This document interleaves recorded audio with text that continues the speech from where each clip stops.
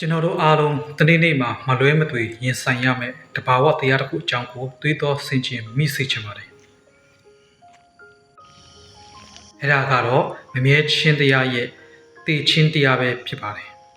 ။လူဘဝဆိုတာတစ်ပင်ပေါ်ကပန်းတပွင့်လိုပါပဲ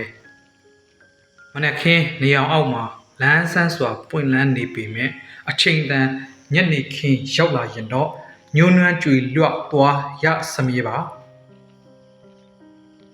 ကျွန်တော်တို့အားလုံးဟာမွေးဖွားခြင်းဆိုတဲ့အစာပြုမှုကနေတည်ဆုံးခြင်းဆိုတဲ့ပန်းတိုင်စီကိုနေ့စဉ်နဲ့အမျှရှောက်လန်းနေကြတဲ့ခရီးသည်တွေဖြစ်ကြပါတယ်။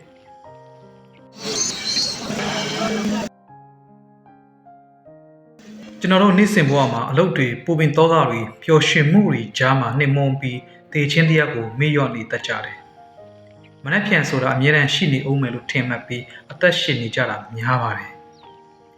ဒါပေမဲ့တကယ်တမ်းကျတော့တည်ခြင်းတရားဆိုတာအရေးလိုပါပဲကျွန်တော်တို့ ਨੇ တဖွာမှမကွာအမြဲရှိနေတတ်ပါတယ်ဘယ်အချိန်ဘယ်နေရာဘယ်လိုအခြေအနေမှာလာခေါ်မယ်ဆိုတာဘယ်သူမှကြိုတင်မသိနိုင်ပါဘူးငွေကြီးချမ်းသာလို့အာဏာရှိလို့ပညာတတ်လို့တည်ခြင်းတရားကိုတားဆီးလို့မရနိုင်ပါဘူး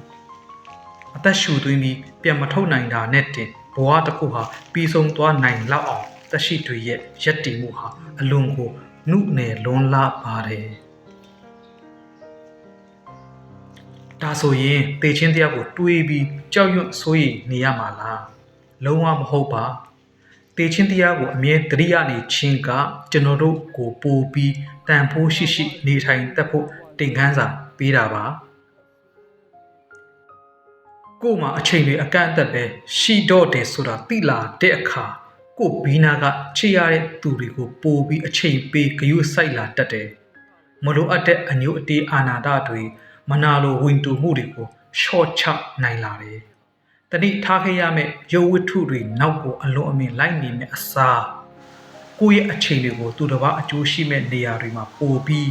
အသုံးချလာနိုင်ပါတယ်ဘဝရဲ့စက္ကန့်တိုင်းကိုအတိတတိနဲ့တန်ဖိုးထားမျက်နှိုးလာနိုင်ပါတယ်ဘဝဆိုတာဟာခဏတာငားရမ်းထားတဲ့တဲကိုခန့်လေးတစ်ခုသာဖြစ်ပါတယ်အချိန်တိုင်းအားလုံးမလွဲမသွေကြောခိုင်းထားခဲ့ရမှာပါဒါကြောင့်မို့လို့ရှိနေတဲ့အချိန်လေးမှာကိုယ့်အတွက်ရောမိမိပတ်ဝန်းကျင်အတွက်ပါကောင်းကျိုးလေးတွေဖန်တီးသွားကြရအောင်ပါမမြဲတဲ့ဒီလောကကြီးမှာမြဲမြံတဲ့ကောင်းမှုကုသိုလ်ကိုချင်းစာတရားနဲ့မေတ္တာတရားတွေကိုသာအလားပါဆုံးချန်ထားရခဲ့ကြပါစို့ဗျာအားလုံးပဲကိုယ်စိတ်နှလုံးကျမ်းမာငြိမ်းချမ်းကြပါစေ